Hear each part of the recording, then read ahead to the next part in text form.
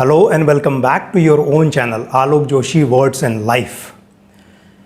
काफ़ी समय से हम लोग ईडियम्स देखते आ रहे हैं, मैं भी यूज़ कर रहा हूँ, शायद आप भी यूज़ कर रहे होंगे इन ईडियम्स को।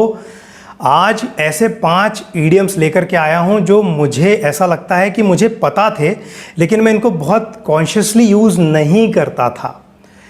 क्योंकि कई बार ऐसा होता है ना, बहुत चीज़ आपको पता होती है लेकिन आप उसको सामने रख नहीं पाते हैं, जाने या अनजाने में। ऐसा लगता है कि यार ये तो पता ही है, लेकिन जब ध्यान से उसके ऊपर नज़र डालते हैं तो आपको पता चलता है कि यार यूज़ तो कर ही नहीं रहा था मैं, पता तो मुझे ये थे। तो 5 ऐसे इडियम्स मैं निकाल करके लाया हूँ जो मैंने अब ध्यान रख करके यूज़ करना चालू कर दिया है, and I am finding that they are really helping me out in my day to day life, be it professional life, be it personal life. Some idioms are like they are for the very specific purpose, but they happen day in day out. रोज़ हो रही है कोई ना कोई वाली चीज़। तो आज ऐसे ही 5 idioms देखते हैं।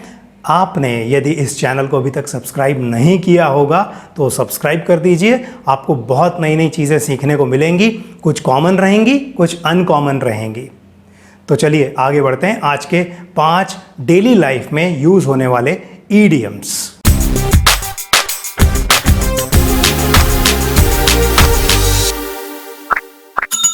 यार इस बंदे के साथ में ना बहुत ज़्यादा कन्फ्यूजन है, मुझे समझ में नहीं आ रहा इस बंदे का क्या है, इस बंदी का क्या चल रहा है, मुझे समझ में नहीं आ रहा है। कन्फ्यूजन है, कोई कन्फ्यूजन दूर करे यार। क्लियर द एयर, कन्फ्यूजन दूर न करने को हम कहते हैं clear the air. There was a big misunderstanding between the executive and the manager. One day, the executive took time of the manager and cleared the air. Now everything has been settled. Manager और executive के बीच में बहुत बड़ी कुछ misunderstanding थी। Executive ने जाकर के बात की मैनेजर से और वो कन्फ्यूजन दूर किया। Executive cleared the air, clear the air. दूसरा एग्जाम्पल देखते हैं। Nowadays, most of the breakups they are caused by the misunderstanding or misconception about each other.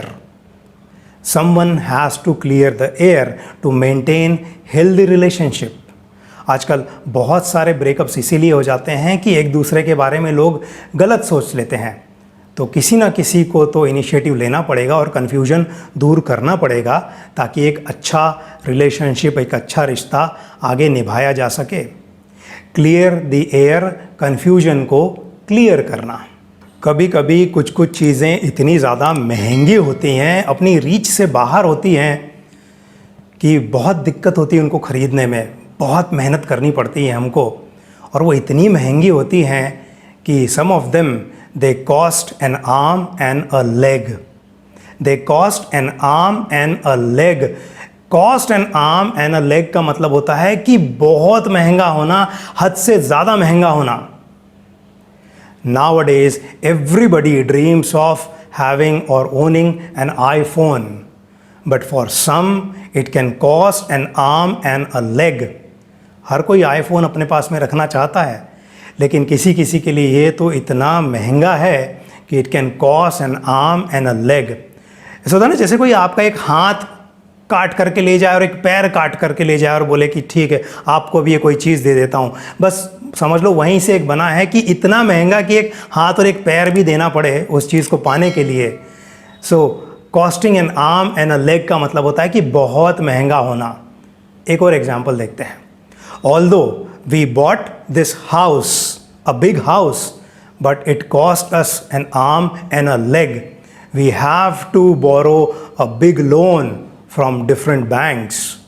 हमने ये घर तो ख़रीद लिया, लेकिन भैया इसने हमें कॉस्ट किया एक आर्म और एक लेग। हमें 2 बैंक से लोन लेना पड़ा है इसको ख़रीदने के लिए। तो costing an arm and a leg का मतलब होता है हद से ज़्यादा एक्सपेंसिव होना। ताली एक हाथ से नहीं बजती है, ज़रूर किसी दूसरे की भी कोई गलती होगी। ये बहुत बार हम लोग देखते हैं और ऐसा बहुत बार होता भी है। ताली एक हाथ से नहीं बजती। It takes 2 to tango। Tango एक डांस होता है जो अकेले नहीं किया जाता है, जिसके लिए दो लोग चाहिए होते हैं। तो टैंगो में भी दो लोग चाहिए होते हैं और यूजुअली इस ईडियम का यूज़ वहाँ करते हैं जहाँ कुछ नेगेटिव हुआ हो। It takes two to tango. How can you blame only Rahul when all his friends were also involved in the crime? It takes two to tango. आप अकेले राहुल को दोष नहीं दे सकते हैं, उसके सारे दोस्त भी इस क्राइम में शामिल थे। It takes two to tango. In most of the cases, the divorce is the result of the mistakes of both the partners. It takes two to tango. बहुत बार ये होता है कि जो डिवोर्स होते हैं उसमें ऑलमोस्ट दोनों की गलती होती है, दोनों पार्टनर्स की गलती होती है, तो किसी एक को दोष नहीं दे सकते हैं। It takes two to tango. ताली एक हाथ से नहीं बजती। मैंने तो अपने दोस्तों का पूरा पूरा साथ दिया, मगर मेरे कुछ दोस्तों ने तो मुझे ही दगा दे दिया, मुझसे ही धोखेबाजी कर ली, मेरे ही पीठ में छुरा भोंका। Stabbing someone in the back और stab in the back, इसका मतलब होता है धोखा देना, दगाबाजी करना। Anil has always helped his friends, but some of his friends stabbed Anil in the back. Anil ने हमेशा अपने दोस्तों का साथ दिया, लेकिन उसके कुछ दोस्तों ने अनिल के पीठ में छुरा भोंका, उसे धोखा दे दिया। How can you trust somebody who has already stabbed you in the back? आप किसी ऐसे बंदे के ऊपर कैसे भरोसा कर सकते हो और जिसने आपको पहले ही धोखा दे चुका हो या जिसने आपके पीठ में छुरा भोंक चुका हो एक बार। तो stab somebody in the back का मतलब होता है कोई आपको धोखा दे या आप किसी को धोखा दें। Stab somebody in the back। कई बार जब आप किसी गलत हरकत को अनदेखा कर देते हैं, उसकी तरफ निग्लिजेंस कर देते हैं, तो इसको कहते हैं to turn a blind eye. To turn a blind eye. To turn a blind eye का मतलब होता है अनदेखी कर देना, नेग्लेक्ट कर देना। The chairman turned a blind eye to his son's illegal transactions, but the company had to suffer a big loss.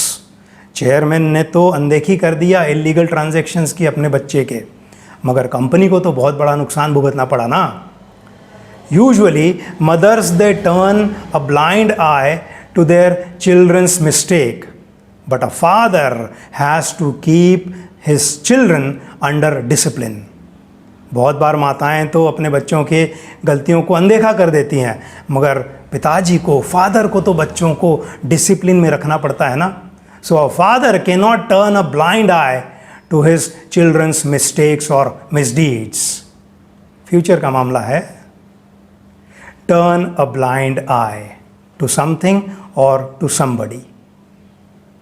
तो ये जो आज के 5 idioms हमने देखे हैं, ये मुझे लगता है कि कहीं ना कहीं मुझे पता थे, थोड़े धुंधले हो गए थे, लेकिन जब मैंने इसको यूज़ करना चालू किया तब मुझे लगा कि यार ये तो बड़े ही अच्छे ईडियम हैं, सिंपल से ईडियम्स हैं, लेकिन कहीं भी यूज़ हो सकते हैं और रोज़मर्रा की ज़िंदगी में लाए जा सकते हैं ज़बरदस्ती यूज़ करने के लिए, ताकि हमारी इंग्लिश और ज़्यादा अच्छी लगे, मसालेदार हो जाए, इम्प्रेसिव हो जाए, हमारी जो पैटर्न है बात करने की वो और इन्फ्लुएंशियल हो जाए बिकॉज ऑफ दीज ईडियम्स।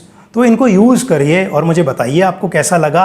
और हाँ, चैनल को यदि अभी तक सब्सक्राइब नहीं किया हो तो सब्सक्राइब कर लीजिए, ताकि बहुत सी अच्छी चीज़ें आपको सीखने को और सुनने को मिले। मैं इंग्लिश का कोई बहुत बड़ा विद्वान नहीं हूँ, लेकिन मैं भी इंग्लिश सीखते जा रहा हूँ, अपनी इंग्लिश को और ज़्यादा एम्बेलिश करता जा रहा हूँ और आप लोगों के साथ में शेयर करता जा रहा हूँ, ताकि मेरी इंग्लिश और एक अलग लेवल पर जाए और जिसको आज की डेट में इंग्लिश नहीं आती है वो मेरे साथ साथ सीखना चालू करे। बस इस चैनल का यही एक एम है, हम लोग साथ में मिल करके इंग्लिश सीखते रहें और आगे बढ़ते रहें। तो चैनल को सब्सक्राइब ज़रूर कर लीजिए। My name is Alok Joshi. Watching you smiling over there. We'll meet again with the same smile. Thank you very much.